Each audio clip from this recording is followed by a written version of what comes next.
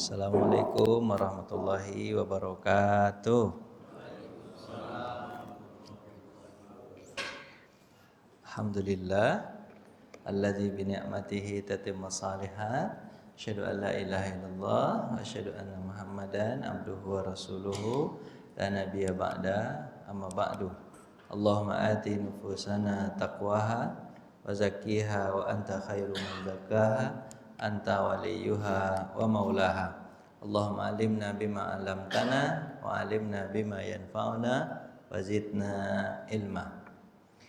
Jemaah yang dirahmati Allah, kita lanjutkan kajian Sirah Nabawiyah.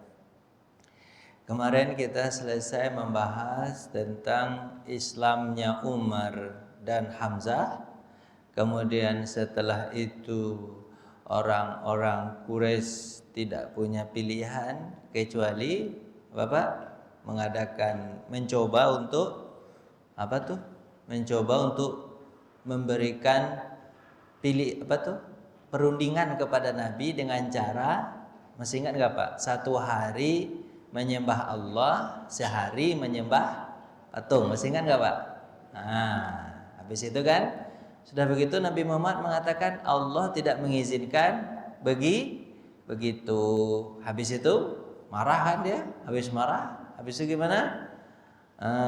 Akhirnya turun ayat Al-Quran, lakum dinukum waliyadin. Habis itu Nabi Muhammad membacakan kepadanya surat Toha ayat 1 sampai 14. Dan hampir-hampir saja dia kepengen masuk Islam, tapi nggak jadi gara-gara temannya Umayyah bin Khalaf. Setelah itu kelihatan orang musyrik makin menjadi-jadi. Akhirnya mereka ingin untuk membunuh Nabi Muhammad SAW, dan terakhir mereka datang lagi kepada Nabi dengan cara apa? Kalau seandainya Muhammad tidak berhenti untuk berdakwah, maka kami akan berperang dengan dia. Muhammad binasa atau kami yang binasa. Datang kepada siapa Pak? Pada paman Nabi, yaitu Abu Thalib. Setelah itu Abu Thalib memanggil Nabi Muhammad dan agak keras omongan Abu Thalib kepada Nabi. Muhammad, berhentilah, ini sudah mengkhawatirkan ini. Udahlah, berhentilah, jangan ngomong tentang Allah lagi, gitu ya. Sudah berhenti gitu. Dan Nabi Muhammad mengira bahwa pamannya itu tidak suka lagi kepada siapa Pak? Kepada Nabi Muhammad. Itu tegas Nabi Muhammad mengatakan. Apa perkataan Nabi Muhammad? Perkataan Nabi Muhammad bilang apa Pak? Nabi Muhammad bilang, kalaupun mereka meletakkan di tangan kananku matahari, di tangan kiriku bulan, aku tidak akan meninggalkan ajaran ini sampai aku dimenangkan Allah atau aku binasa. Antara dua itu kan? Apa kata Abu Thalib? Wah, ini luar biasa ini keyakinan Nabi Muhammad SAW. Terus Abu Thalib mengatakan, ya sudah, kalau begitu kau tetaplah berdakwah selagi aku hidup, aku tetap akan membela. Itu kata Abu Thalib terakhir Pak. Semangat lagi Nabi Muhammad SAW. Dan orang Quraisy merasa bahwa ini sudah nggak bisa, ini kayak ini sudah tidak bisa. Apalagi Abu Thalib itu mengumpulkan seluruh keluarga Bani Hashim dan meminta mereka agar menolong Nabi Muhammad SAW, baik Muslim maupun non Muslim. Dikumpulkan dan sepakat mereka keluarga Bani Hashim tadi untuk membela Nabi Muhammad Sallallahu Alaihi Wasallam. Akhirnya orang Quraisy merasa ini tidak ada jalan lain kecuali jalannya adalah memboikot siapa saja Nabi Muhammad dan siapa saja yang membela Nabi Muhammad Sallallahu Alaihi Wasallam. Diboikot. Ini cerita kita. Ini tahun ke-7 kenabian, mulainya bulan Muharram. Bulan apa namanya Pak? Muharram. Bapak ada hafal belum nama-nama bulan? Nama bulan-bulan Hijriah? Belum hafal? Mulailah menghafal. Ayo mulai nyanyi. 1, 2, 3. Muharram, Safar. Ayolah Pak, kalau nggak hafal susah Pak nanti. Tolonglah sedikit Pak. Apa? Muharram, Safar, Rabiul Awal, Rabiul Akhir, Jumadil Awal, Jumadil Akhir, Rajab, Sya'ban, Ramadan, Syawal, Zulqa'dah, Zulhijjah. Sekarang bulan apa Pak sekarang? Jumadil Akhir ya Pak ya. Belum lagi Rajab. Sebentar lagi Rajab. Rajab bulan berapa? Bapak gimana? Kan udah dihafal tadi. Bulan 7. Bulan berapa? Bulan 7 ya. Bulan 7 Rajab. Sekarang Jumadil Akhir bulan 6 baru. Nah, besok bulan 7, bulan 8, bulan 9. Kalau bulan 9 bulan apa Pak? Ah, itu pintar Bapak tuh, bisa masuk TK kalau udah bisa begitu. Nah, dihafal bulan itu Pak. Karena kalau nggak dihafal susah nanti ya Pak memperkirakannya bulan apa ya. Nah, kan susah kan? Tapi kalau hafal mudah dia. Nah, sekarang kita masuk pemboikotan Nabi dan yang mendukung Nabi baik Muslim maupun non Muslim. Nah, diboikot Nabi Muhammad SAW tahun ke-7 kenabian bulan Muharram. Bulan apa Pak? Muharram. Ini kemarin sudah kita singkat sedikit aja di kemarin. Setelah 4 pekan dalam waktu singkat Hamzah masuk Islam, Muhammad masuk Islam, Muhammad menolak tawaran, kesepakatan mereka saling Bani Hashim menjalin apa Pak? Kesepakatan. Udah kemarin. Terus akhirnya apa Pak kesepakatan mereka? Mereka tulis 1, tidak menikah dengan Bani Hashim, Bani Abdul Muthalib. Pemboikotan ini diletakkan di lembah Syi'ib. Jadi mereka dilokalisasikan, ya, ditaruh satu tempat namanya lembah Syi'ib.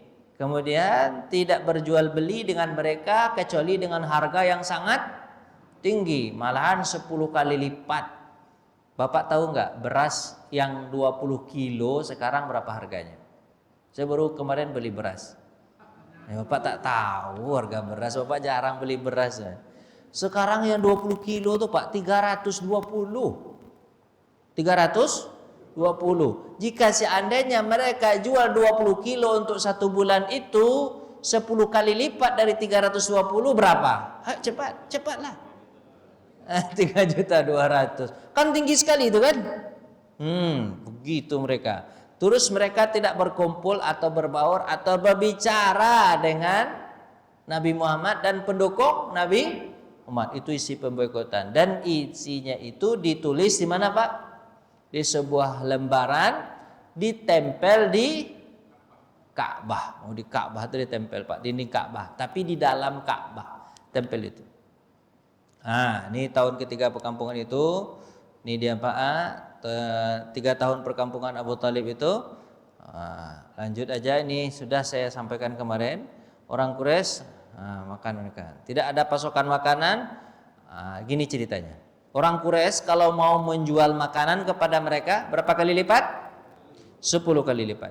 Tidak ada pasokan makanan sampai kepada kaum muslimin kecuali sembunyi. Ada suatu kejadiannya Bapak, Hakim bin Hizam. Sebenarnya Pak, Hakim bin Hizam bibinya dia itu Khadijah itu sebagai bibinya. Berarti keponakan siapa Pak?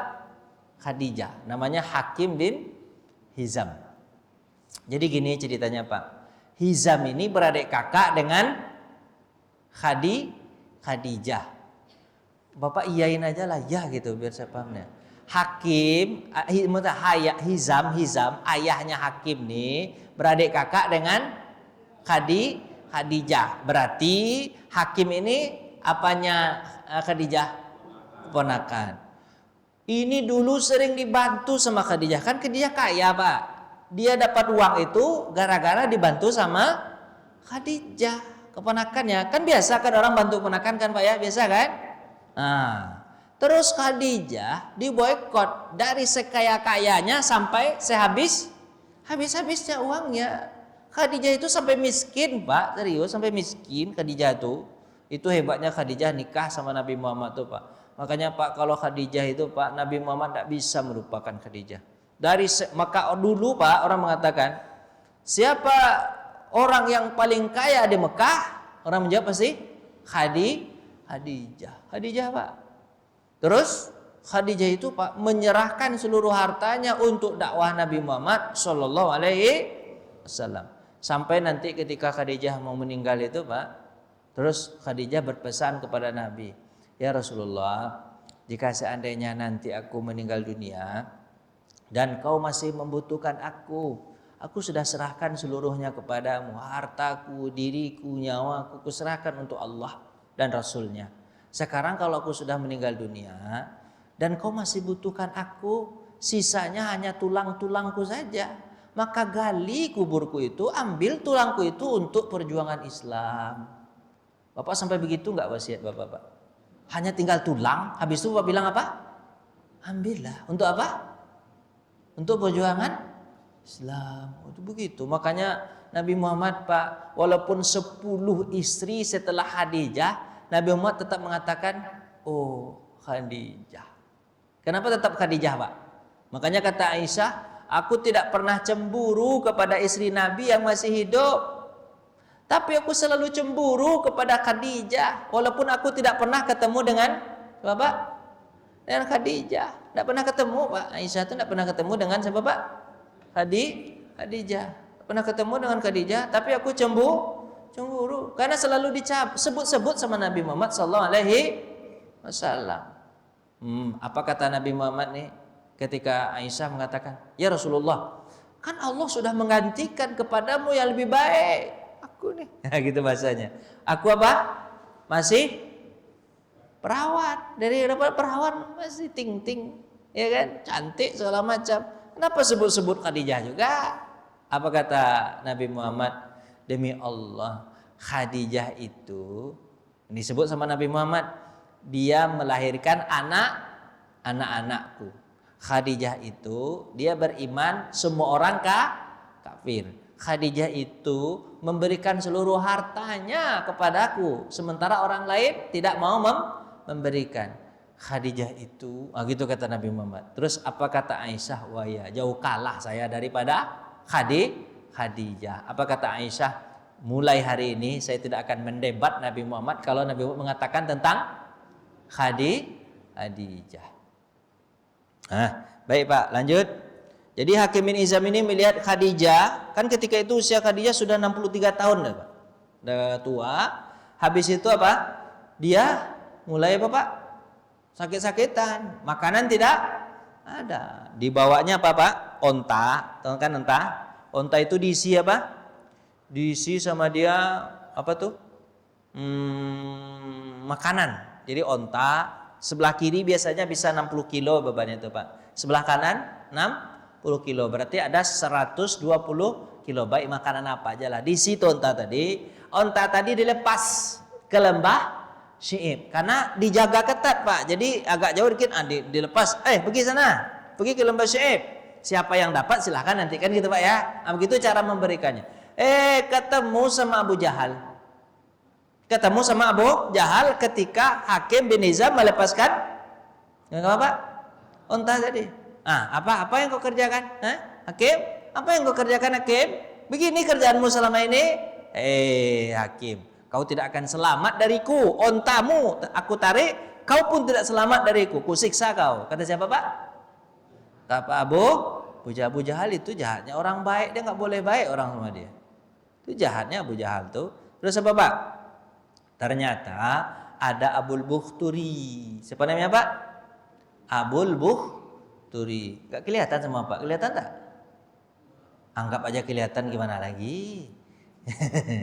Abul Bukhturi. Abul Bukhturi ini masih kafir ketika itu dan dia selevel dengan Abu Jahal. Apa kata Abul Bukhturi? Apa kata Abu Bukhturi?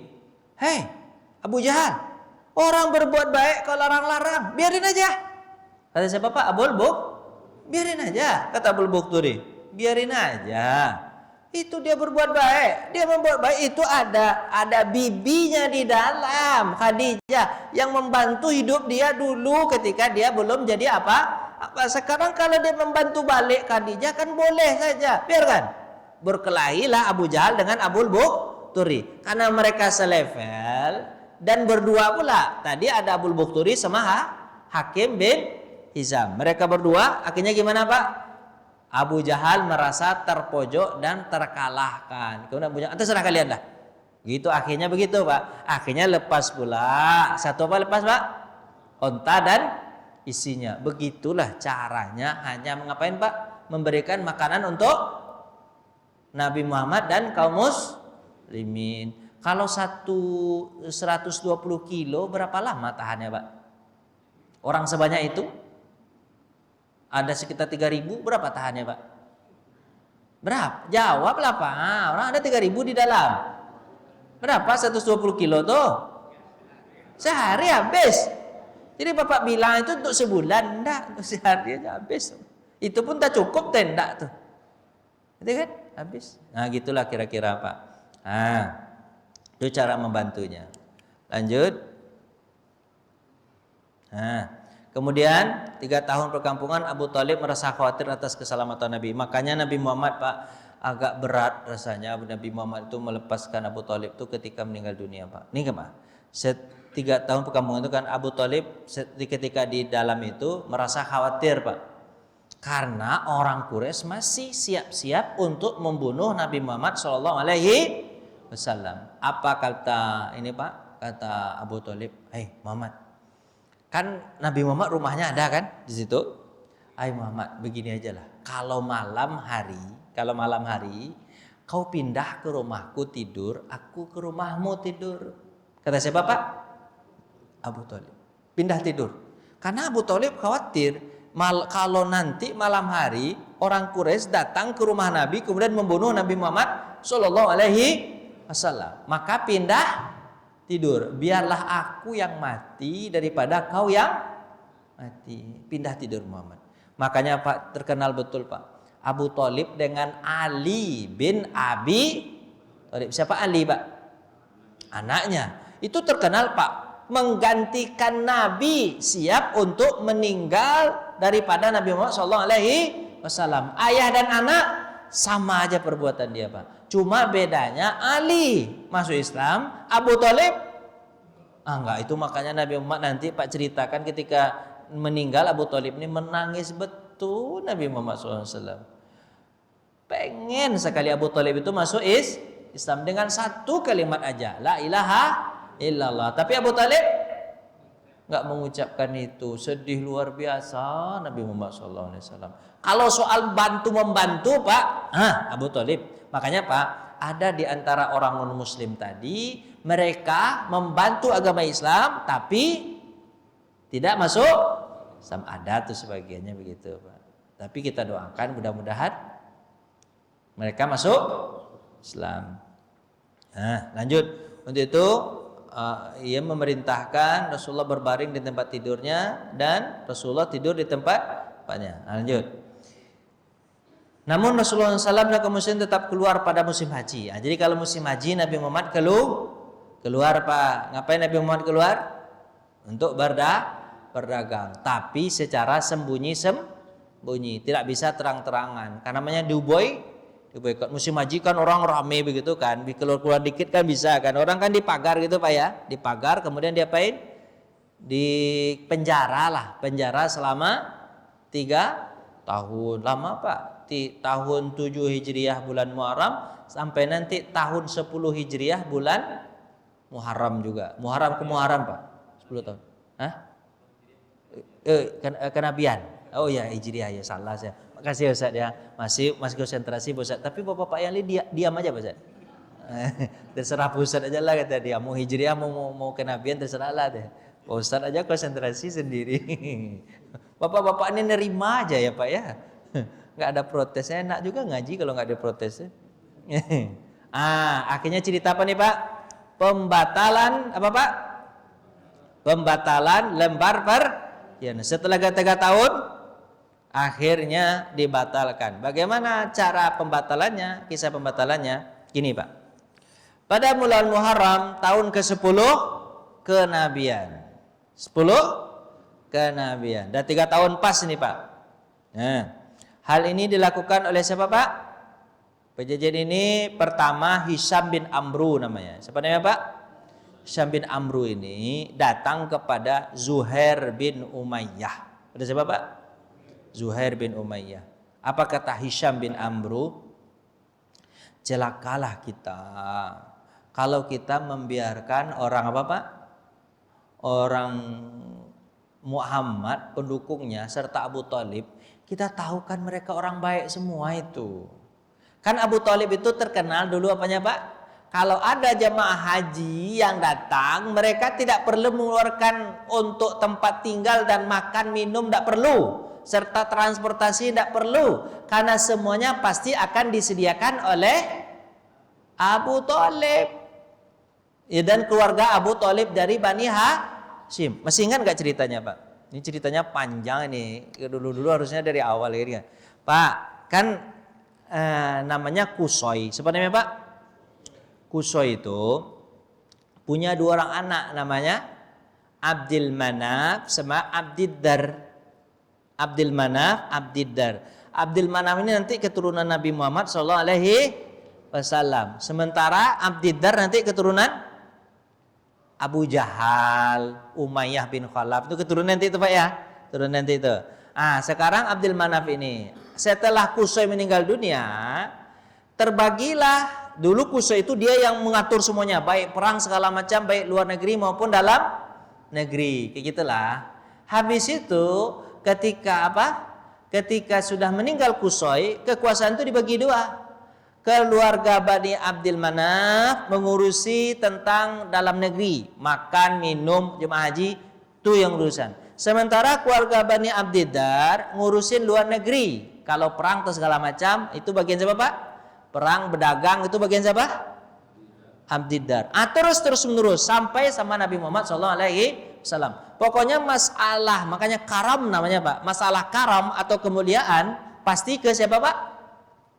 Ke Abdul Manaf, kakek nenek moyang Nabi Muhammad SAW. Tapi kalau untuk peperangan dan pertahanan itu kepada siapa? Abdiddar. Gitu Pak. Pak paham gak nih? Bilang aja paham lah biar cepat gitu kan? Gitu kan? Itu 2 itu gitu kan? Ya Abdul Manaf itu kan? Abdul Manaf itu. Habis itu Pak, ini apa kata siapa tadi? Siapa nih Pak? Hisham bin Amru. Kata Hisham bin Amru apa? Kata Hisham bin Amru, mereka kan baik selama ini kepada kita. Kalau kita ada apa-apa mereka bantu. Ini sudah 3 tahun. Sampai-sampai mau maaf Pak, Nabi Muhammad itu Pak, dia dalam hadis mengatakan, ada sahabat itu, kami kalau buang air kecil, buang air besar kami kalau buang air besar itu biasanya tidak gede-gede keluarnya. Tapi apa? Seperti buang besarnya kambing. Bapak pernah melihat kambing? Gimana bentuknya Pak? Bapak pernah lihat enggak? Kan ada pepatahnya tuh, tai kambing jadi obat. Rasa coklat itu jadi obat Pak. Kalau cinta sudah malaikat, tai kambing jadi rasa coklat Pak ya. Bapak tak tahu, Bapak tak paham ya. Padahal dulu nih cerita Bapak dulu nih. Ya kan? Itu Pak, kambing. Karena Nabi Muhammad itu tidak ada yang dimakan Nabi apa? Daun-daun yang ada di sekitar padang pasir. Bapak tahu daun padang pasir sama nggak seperti daun pepaya atau daun-daun rambutan di kita Pak? Sama nggak Pak? Mana ada berduri begitu? Itu yang dikunyah-kunyah tuh. Mana ada seratnya itu untuk menahan lapar. Kalau dapat air sedikit aja terdapat. Itu yang dimakan sama Nabi Muhammad. Makanya kalau keluar buang air besarnya seperti apa Pak? Kambing. Tadi pagi Bapak buang air besar nggak? Buang air besar Bapak gimana bentuknya? Terserah Bapak aja lah. Jangan diceritakan itu. Tapi berarti saking nggak ada seratnya itu Nabi Muhammad makanya seperti apa Pak? Begitu. 3 tahun begitu Pak. Apa kata Hisham bin Amru? Ini tidak Bapak? Tidak bisa ini dibiarkan. Terus kata Hisham bin Amru, celaka kita kalau kita membiarkan. Terus kata Zuhair, apa daya kita hanya berdua. Carilah orang lain untuk mendukung kita agar kita bisa membatalkan perjanjian itu. Cari orang lain. Kata kata Hisam bin Amru, aku punya satu orang lagi. Namanya siapa, Pak? Mut'im bin Adi. Siapa namanya, Pak? Mut'im bin Adi. Ayo kita datang ke Mut'im. Mereka berdua datang ke Mut'im bin Adi. Mereka kata, celaka kita kalau kita biarkan Muhammad dan keluarganya begitu, mereka dah baik. Ayo kita batalkan. Apa kata Mut'im bin Adi? Bagaimana mungkin? Kita hanya berapa, Pak?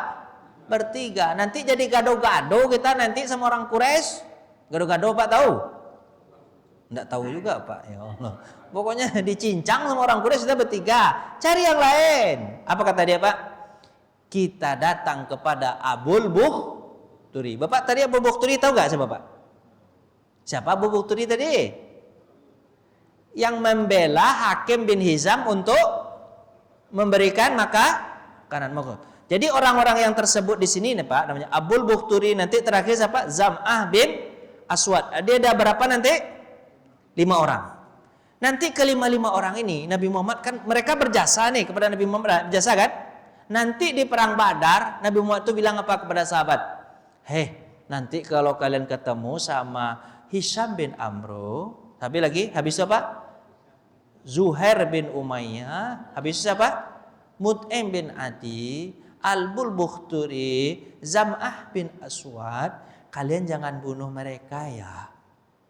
Mereka itu orang baik. Mereka itu orang baik, banyak membantu dulu. Jangan dibunuh ya. Kalau ketemu sama mereka jangan dibunuh. Bayangkan sama Bapak, dalam perang Nabi Muhammad tidak mengizinkan untuk membunuh orang yang pernah berbuat baik kepada Nabi Muhammad sallallahu alaihi wasallam, dibunuh ya. Tapi ada seorang sahabat namanya Abu Thalhah, dia bilang, Bapak, ya Rasulullah, kita diizinkan untuk membunuh saudara-saudara kita, kakek nenek, saudara kita, kakek ayah, kemudian orang yang famili dengan kita. Sementara kau tidak mengizinkan kami membunuh orang-orang tertentu. Tidak, aku kalau ketemu sama dia, aku bunuh aja.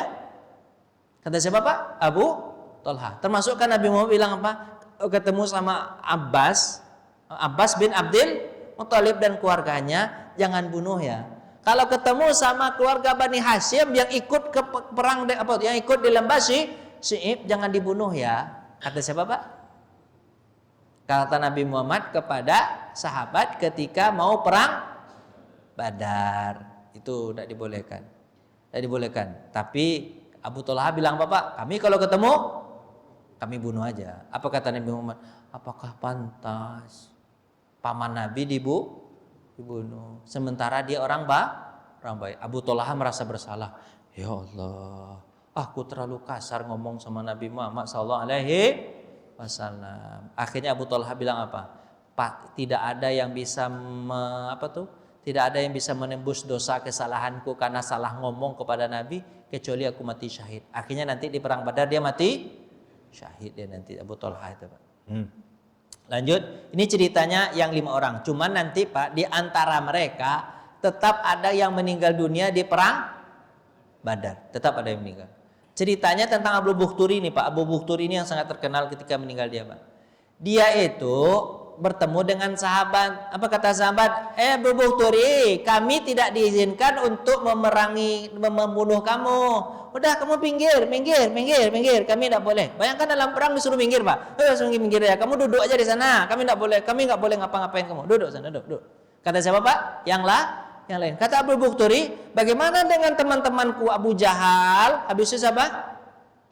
Umayyah bin Khalaf, apakah mereka juga tidak boleh dibunuh sama Nabi Muhammad? Kalau itu boleh dibunuh, tapi kalau kamu tidak boleh. Apa kata Abu Bukhturi? Kalau begitu ya udahlah perang aja kita yuk, kata dia. Diajaknya berkelahi orang tuh, terbunuh pula Abu Bukhturi. Sedih Nabi Muhammad tuh. Mati kau Abu Bukhturi. Padahal aku berharap kau masuk Islam, kau baik dulu. Kata siapa, Pak?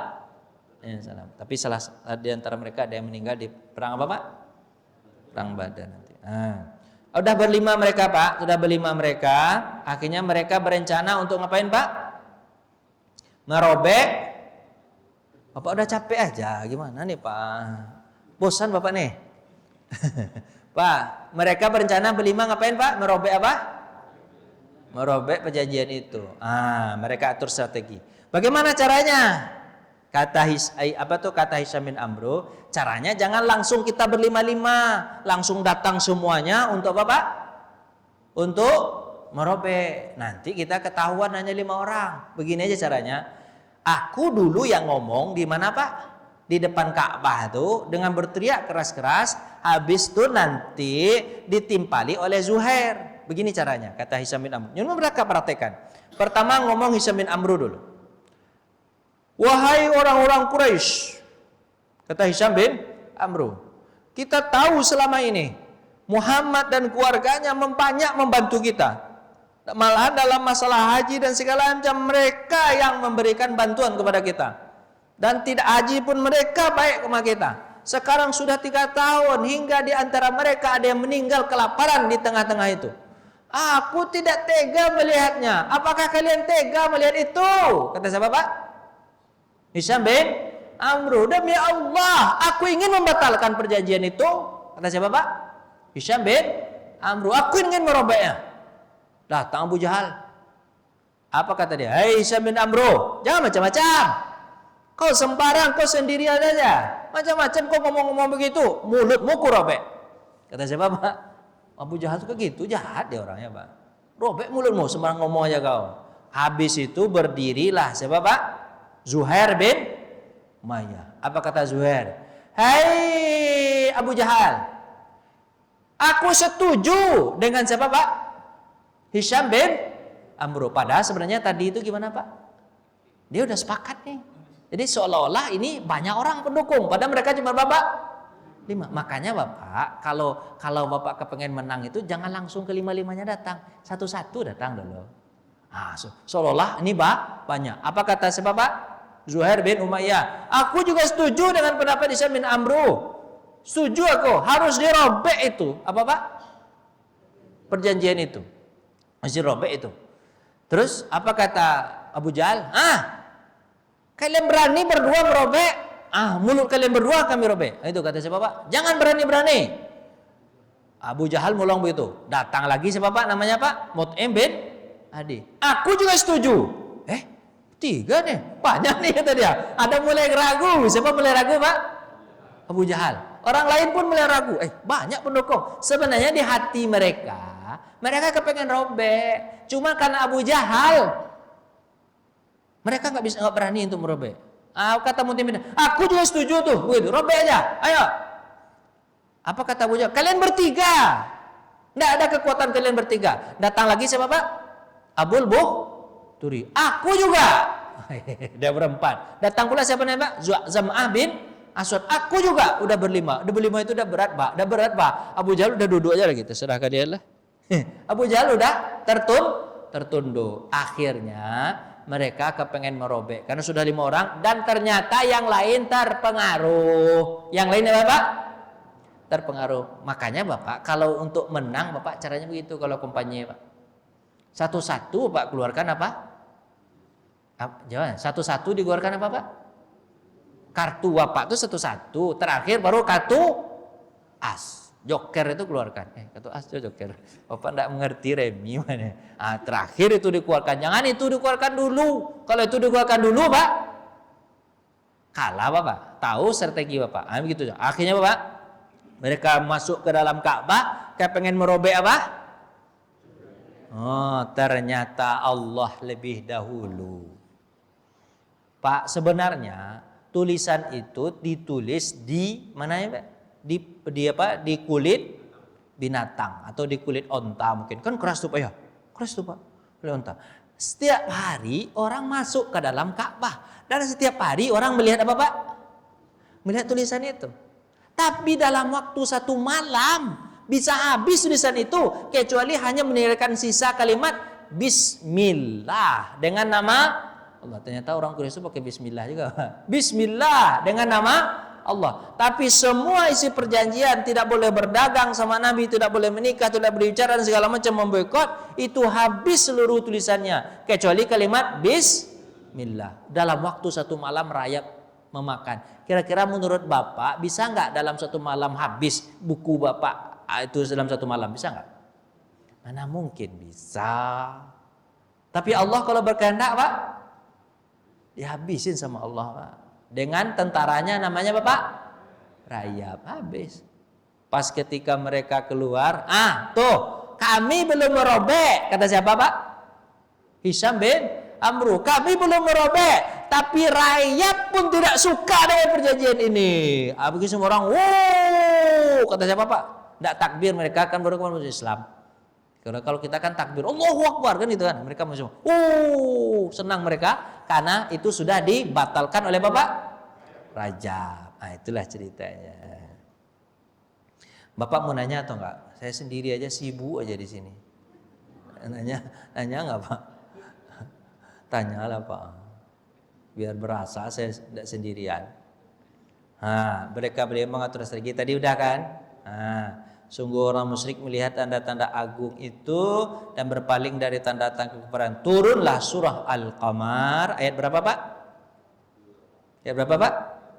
Ayat 2. Apa Pak ayatnya? Dan jika mereka orang musyrik melihat suatu tanda mukjizat, mereka berpaling dan berkata, ini hanya sihir yang terus-menerus. Padahal mereka tahu dalam waktu satu malam rakyat bisa menghabiskan. Harusnya mereka mengatakan, ini hebat betul Tuhan Muhammad Sallallahu Alaihi Wasallam. Harusnya kan begitu. Tapi mereka apa Pak? Sihir Muhammad tuh, Muhammad pandai menyihir tuh, makanya begini. Kata siapa Pak? Nggak mau mereka, dan nampak kenyataan dalam mata kepala mereka itu bahwa itu adalah mukjizat, tapi tetap mereka tidak yakin. Lanjut, nanti Pak cari di rumah ya. Surah apa Pak turun Pak? Al-Qamar. Ayat berapa? Ayat 2. Lanjut. Ini ceritanya sudah selesai pemboikotan bulan apa Pak? Muharram. Kita lanjut cepat Pak, langsung ke bulan Rajab. Kenapa nih Pak? Rajab. Jadi Muharram, Safar, Rabiul Awal, Rabiul Akhir, Jumadil Awal, Jumadil Akhir, Rajab. Rajab itu adalah yang ketujuh nih Pak. Itu meninggalnya paman Nabi Abu Thalib. Jadi sebelum meninggal, ini dulu datang delegasi kepada Abu Thalib. Karena Abu Thalib pas setelah, sebenarnya dia udah sakit-sakitan ketika di boikot tersebut. Ini hanya apa Pak? Ini sakit-sakitan lah, orang udah tua 80 tahun, enggak makan, susah segala macam kan, terus sakit-sakitan kan.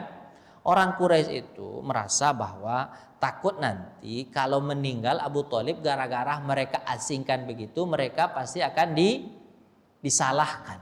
Gitu Pak ya. Mereka nanti takutnya disalahkan. Akhirnya gimana Pak? Mereka datanglah kepada Abu Thalib. Tujuan mereka datang ke Abu Thalib Pak tahu nggak tujuannya apa? Nanti kita baca nih. Rasulullah keluar dari tempat pemboikotan itu. Orang musyrik tetap melakukan intimidasi terhadap kaum muslimin.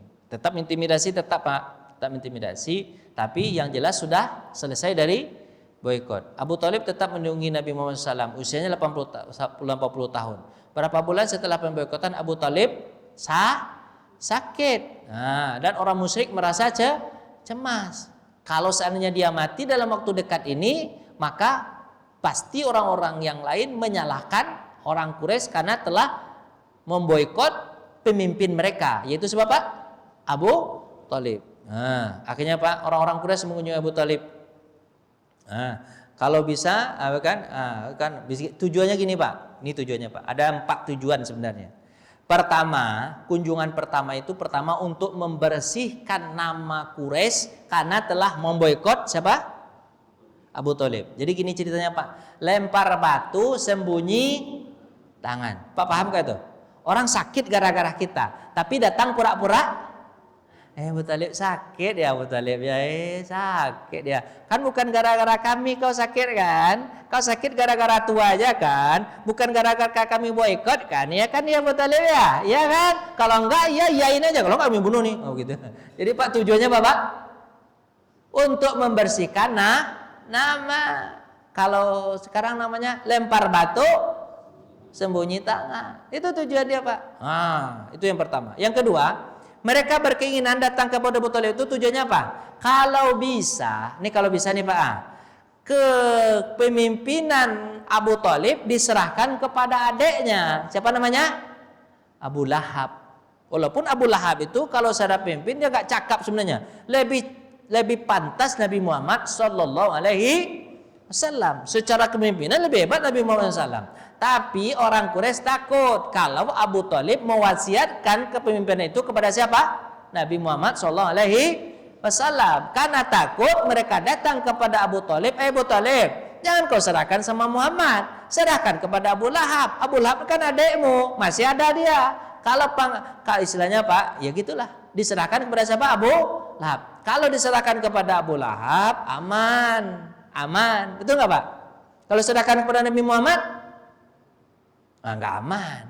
Ini namanya penjegalan. Bapak tahu nggak kisah penjegalan di kota ini? Bapak tak mengerti. Nanti saya masuk ke situ, Pak pasti ada yang marah kan? Nggak usah masuk ke situ. Nah lanjut. Karena ada penjegalan begitu, ada dulu begitu juga. Dijegal siapa Pak? Apa dijegal? Nabi Muhammad supaya tidak apa Pak? Nah, jadi pemimpin. Berikutnya, tujuan berikutnya apa nih Pak? Orang Quraisy datang ini. Tujuan berikutnya itu apa? Pemimpinan. Habis apa? Cuci tangan. Habis apa? Minta supaya Muhammad itu tidak lagi berdakwah. Tidak lagi apa Pak? Berdakwah. Ada satu lagi lupa saya. Pokoknya 4 itu tujuan mereka datang Pak. 4 itu tujuan mereka datang. Kepada Abu Thalib ini tujuan terakhirnya. Yang datang itu siapa namanya Pak? Ada Abu Jahal. Habis apa? Utbah bin Rabi'ah, ada Syaibah, ada Umayyah bin Khalaf, ada Abu Sufyan. Seluruh mereka meninggal dalam keadaan kafir kecuali Abu Sufyan. Benar nggak Pak? Bapak kenapa diam aja? Iya gitu. Seluruhnya meninggal kecuali Abu Sufyan. Meninggal dalam keadaan. Jadi Pak, ada satu lagi. Apa itu? Pertama tadi apa? Dah, nanti lupa lagi tadi. Saya udah ingat tadi. Pertama tadi untuk cuci tangan. Yang kedua, pemimpinan dikasih kepada Abu.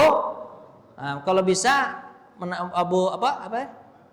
Muhammad menghentikan dakwahnya. Yang keempat, supaya Abu Thalib tetap di agamanya. Itu yang keempat, Pak. Ada 4 ya, tujuan mereka datang. Supaya Abu Thalib tetap di agama dia dan tidak masuk ke agama Muhammad di akhir-akhir hidupnya. 4 itu tujuannya. Memang betul Pak, pas kedatangan orang-orang Quraisy Pak, pas. Karena Abu Thalib ketika itu langsung sakarat. Langsung sakarat. Untuk orang musyrik sekali lagi melakukan perundingan itu, mereka mengatakan kepada ini kan, Rasulullah SAW berkata, jadi Pak, hai Abu Thalib, ini sebelum kau meninggal nih, kelihatan kau udah mau mati nih. Kata siapa Pak? Tahu orang? Tolong sampaikan terakhir kepada Muhammad agar dia berhenti untuk apa? Untuk apa?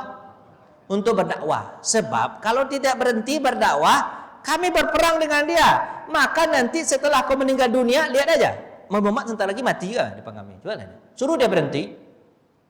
Dipanggil sama Abu Thalib Nabi Muhammad SAW. Sinilah. Dia sebenarnya kan ketika berunding, Abu Thalib nggak pernah mengikut sertakan Nabi Muhammad, hanya melawan sendiri kan. Sekarang karena termasa terakhir dipanggil Nabi Muhammad sinilah, Muhammad sini. Dengar apa yang mereka inginkan. Aku takut setelah aku mati tidak ada yang bela lagi. Nanti kau dibunuh mereka. Muhammad berhentilah untuk keamananmu Muhammad. Tolonglah Muhammad. Tetap Abu Thalib sayang kepada Nabi Muhammad SAW. Tolonglah berhenti ya, jangan lagi ya, berhenti ya. Kata siapa Pak? Abu Thalib. Nabi Muhammad tidak menimpali perkataan Abu Thalib, hanya berkata kepada orang Quraisy, kalian minta apa tadi? Aku berhenti kan? Aku berhenti kan? Iya kan?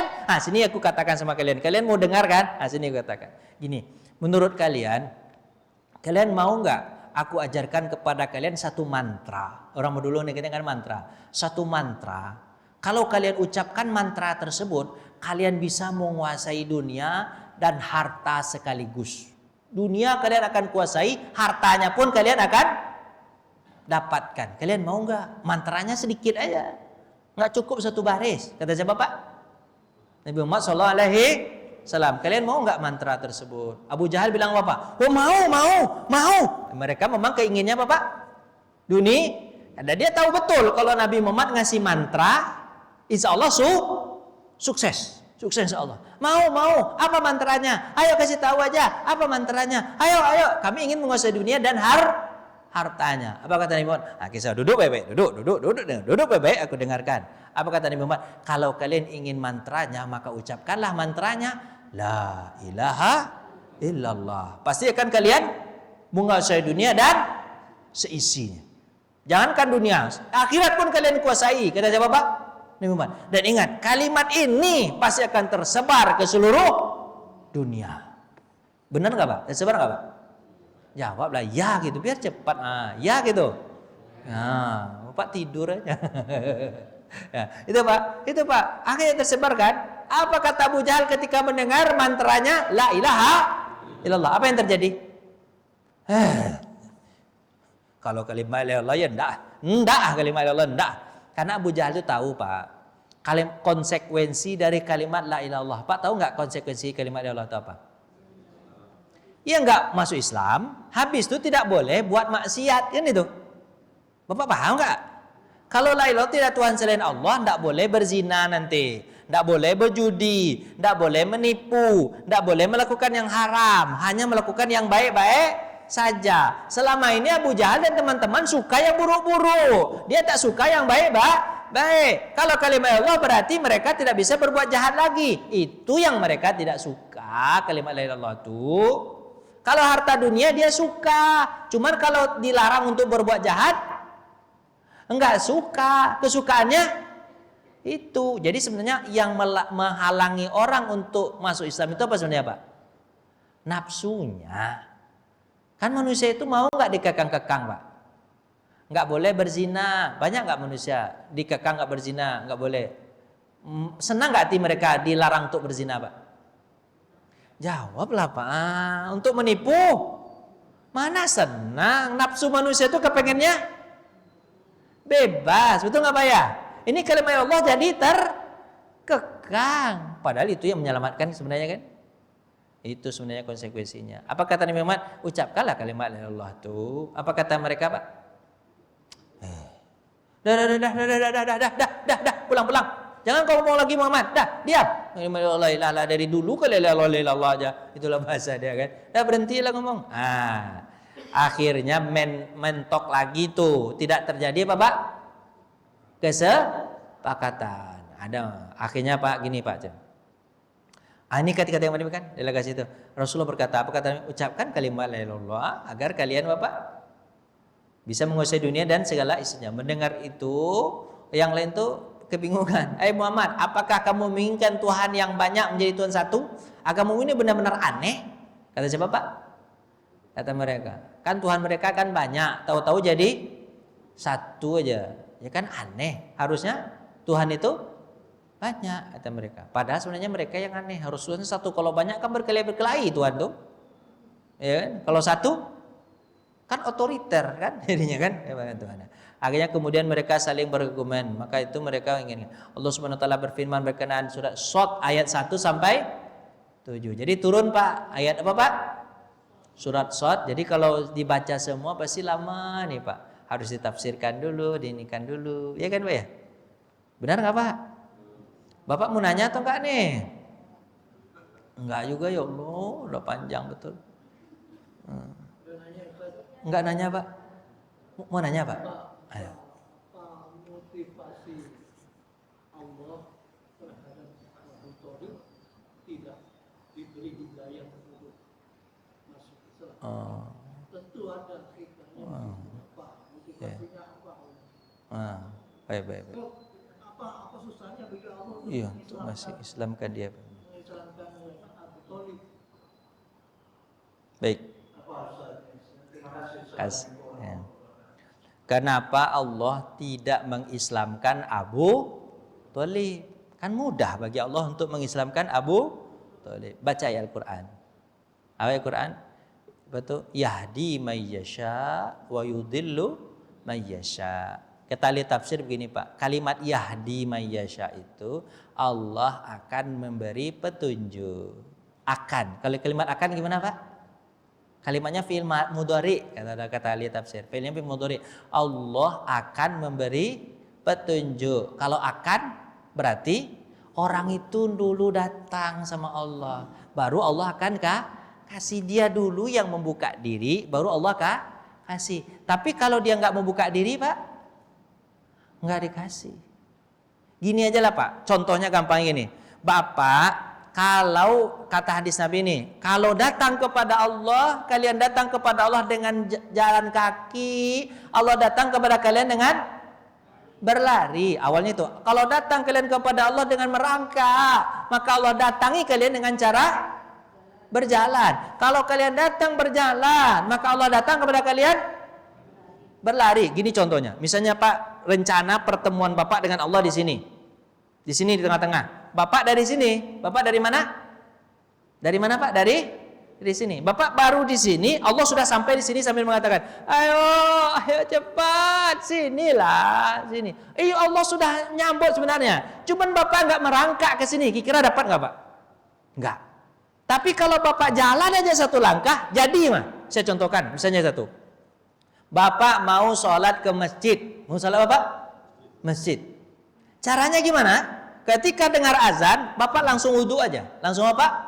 Berwudhu. Kan ada niat sedikit tuh. Ada Bapak niat sedikit. Maka setelah Bapak berwudhu, akan Allah kuatkan hati Bapak untuk memakai baju, memakai sarung, memakai peci, datang ke masjid beberapa langkah, nunggu sholat selesai. Saat selesai itu Bapak rawatib. Setelah itu habis waktu Bapak sekitar 20 menit baru Bapak sampai di rumah. Bapak hanya menyediakan waktu ngapain Pak? 2 menit untuk apa? Berwudu. Maka Allah kasih berapa? 20 menit untuk taat kepada Allah. Begitu caranya. Jadi kalau nggak jalan, kira-kira gimana Pak? Kalau nggak jalan, kira-kira gimana Pak? Nggak ada inisiatif, Allah nggak akan kasih. Itu Pak. Kalimatnya yahdi mayyasha. Siapa yang ingin dapat petunjuk, Allah akan kasih. Kalau akan itu berarti kalau dia mau. Begitu juga dengan sesat Pak. Orang kalau ingin sesat, ya dikasih juga sama Allah. Jadi dia yang ingin sebenarnya, bukan Allah. Sebab Pak, kalau seandainya Allah yang ingin semuanya, nanti Allah diprotes. Diprotes sama siapa Pak? Diprotes sama orang lain. Kenapa diprotes Pak? Kan gak adil Allah tuh. Kenapa gak adil? Dia gak ada niatnya terus jadi dia aja. Kan? Harusnya ada niat. Apa kata Allah? Dia ada niat, makanya aku kasih. Ya, ini Pak. Ya Pak. Engkau jauh, aku jauh. Oh, iya Pak. Itu Pak ya. Itu Allah nggak berlaku begitu Pak. Engkau dekat, aku lebih dekat. Itu Allah. Engkau jauh, aku tidak akan pernah menjauh darimu wahai hambaku. Bapak kalau tobat kepada Allah, yang paling sayang siapa? Yang paling senang siapa? Allah. Saya katakan sama Bapak, Pak. Bapak kalau bikin dosa, Allah kasih tahu nggak dosa Bapak ke yang lain? Nggak. Tapi kalau Bapak taubat kepada Allah, Allah kasih tahu bahwa Bapak taubat kepada seluruh malaikat. Begitu Allah. Bapak berbuat dosa, diapain sama Allah Pak? Dikasih tahu. Ditutupin sama Allah. Bikin dosa lah, bikinlah, enggak apa-apa. Allah mengatakan gini, kalian kalau bikin dosa, bikinlah. Enggak sholat enggak apa-apa. Enggak puasa, enggak apa-apa. Enggak zakat, enggak apa-apa. Buat dosa, berzina, segala macam, mencuri, enggak apa-apa. Buatlah. Sekedar hati kalian buatlah. Tapi nanti sebelum mati, taubat ya. Itu aja kata Allah Pak. Malah ada perkataan itu mengatakan, Pak, Bapak bikin dosa, habis itu taubat. Diterima taubatnya. Habis itu bikin dosa yang sama. Habis itu tobat. Habis itu bikin dosa. Itu apa namanya kayak gitu berulang-ulang tuh apa namanya tuh? Bapak mau nggak memaafkan orang melakukan kesalahan berulang-ulang tuh, mau nggak? Kalau Allah tetap mau Pak. Terus sahabat bertanya, ya Rasulullah, sampai kapan Allah mau menerima taubat kita? Karena berulang-ulang terus kita lakukan. Apa kata Nabi? Sampai kau bosan untuk meminta ampun kepada Allah. Karena Allah tidak pernah bosan untuk memaafkanmu. Begitu Allah Pak. Jadi Bapak langkah sedikit aja, maka Allah akan datang menyambut. Oh, hambaku. Cuman kalau nggak melangkah sedikit, Abu Thalib itulah Pak. Abu Thalib itu hanya mengatakan apa kata Allah Pak? Kata Nabi Muhammad ketika dia sudah sakarat itu, Apa kata Nabi Muhammad?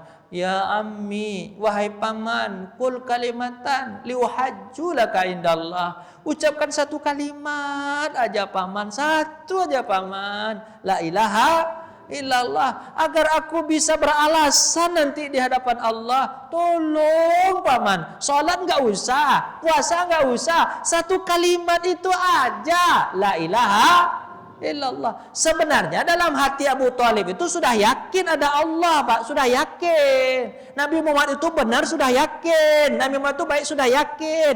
Cuman kalimat itu tak diucapkan.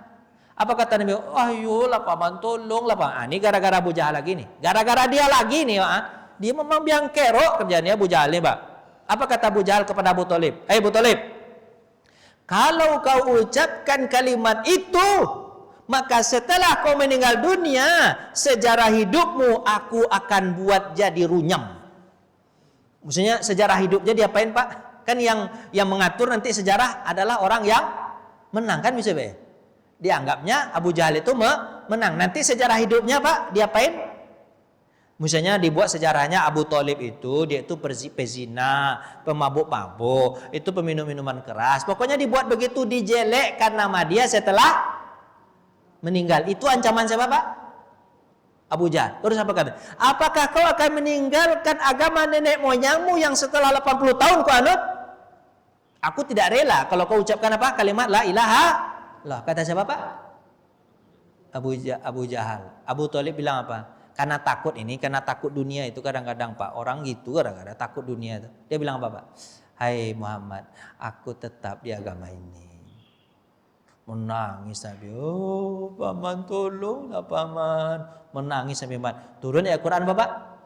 Innallaha la yahdi man ahbabta walakinallaha yahdi man yasha. Kau tidak bisa paksakan hidayah kepada dia, Muhammad. Hidayah itu datang kalau dia mau, Allah baru kasih. Tapi kalau kau paksakan tidak bisa, Muhammad. Tidak bisa. Itu kata Allah. Kalau dia mau baru kasih. Pak, Bapak kira-kira bisa nggak nyuruh istri Bapak jalan sendiri, Pak? Suruh istri Bapak sholat padahal dia nggak mau, bisa nggak, Pak? Padahal itu istri Bapak tuh tiap malam Bapak sekamar sama dia. Bisa nggak, Pak? Jawablah sedikit, Pak. Bisa nggak? Bisa nggak Bapak paksa-paksa? Bisa nggak? Bisa juga. Hebat Bapak tuh. Mungkin dia melaksanakan tapi terpaksa. Gimana caranya? Kan nggak jadi juga kan? Di hatinya itu yang penting, Pak. Makanya Bapak berdoa sama Allah. Ya Allah, tolonglah beri hidayah sama anak dan istri saya. Biar dia sholat itu ikhlas. Nggak terpaksa gara-gara saya masih hidup. Gara-gara nanti akan mendapatkan harta warisan saya. Paham gak Bapak cerita begini nih? Jadi nggak bisa dipaksa, Pak. Harus gimana, Pak? Di hatinya. Nah, akhirnya Pak, ternyata Pak, kan Abu Thalib mengatakan Bapak, aku tetap di agama ini.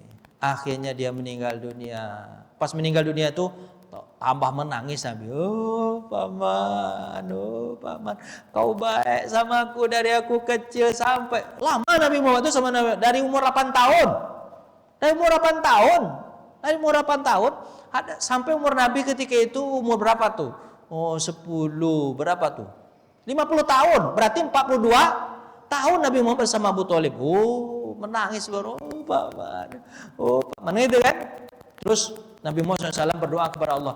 Ya Allah, ampuni pamanku walaupun dia masih musyrik. Ampuni ya Allah, tetap merengek-rengek sama Allah begitu Nabi Muhammad SAW. Ampuni ya Allah, ampuni ya Allah. Allah, apa kata Nabi Muhammad? Apa kata Nabi Muhammad? Kalau bukan karena aku minta ampun kepada Allah, tentu Abu Thalib diazab di kerak-kerak api neraka. Tapi karena aku tetap merengek kepada Allah agar diampuni pamanku, maka Allah ringankan azabnya seringan-ringannya. Apa itu? Hanya memakai sandal dari api neraka. Ketika dia pakai sandal api neraka, maka meleleh seluruh badannya sampai ke otaknya. Jadi dipakai sandal itu Pak, langsung meleleh. Dikira panas, sandalnya tuh dingin deh Pak. Jawablah sedikit Pak. Panas atau dingin? Sandal dipakai kan berarti kaki yang kena, tapi sampai kepala meleleh. Itulah azab yang paling ringan. Untuk siapa azab itu? Abu Thalib menangis. Itu gara-gara apa, Pak? Nabi Muhammad tetap merengek. Padahal, Pak, ada kalimat Nabi Muhammad SAW, tidak boleh meminta ampun kepada musyrik. Tidak boleh kalian meminta ampunkan orang musyrik kepada Allah. Itu tidak boleh, kata Nabi Muhammad, kata Allah Subhanahu wa ta'ala. Tapi khusus kepada Abu Thalib diberikan gara-gara aku, kata Nabi. Gimana, Pak? Ayolah, Pak, tanyalah, atau Bapak pulang aja lah. Gimana? Ya, gimana? Ayolah, Pak. Makanya Bapak itu misalnya Bapak kepengen haji, pengen umroh, Pak, ya, sama Pak Ustadz Ali. Caranya gimana, Pak? Bapak nggak harus mengumpulkan 25 juta, nggak harus, Pak. Bapak cukup mengumpulkan 1 juta ke Ustadz Ali. Habis Ustadz Ali bilang, Ustadz, saya kepengen umroh, duit saya cuma 1 juta. Rencananya berapa, Pak? 20 juta. Mana banyak duit 1 juta dengan 25 juta? Aku kurangnya berapa? 24. Tapi Bapak sudah ada niat, bilang sama Ustadz Ali, 1 juta Ustadz Ali, saya mau berangkat umroh. Ustadz Ali kan gara-garuk kepala kan, apalah dapat 1 juta nih, makan 1 hari nih saya kan, ya kan? Nah, tapi ya Bapak niat 1 juta itu betul-betul niat, Pak. Nanti Ustadz Ali carikan donatur, Bapak berangkat juga nanti, yakin saya, Pak. Itu caranya, tapi Bapak harus ada niat. Tapi kalau Bapak hanya ngomong kepada Ustadz Ali saya kepengen umroh, menabung tak pernah 1 rupiah pun, tak akan jadi itu, yakin saya akan jadi. Tapi kalau Bapak coba sedikit pasti jadi, karena Allah pasti akan kasih.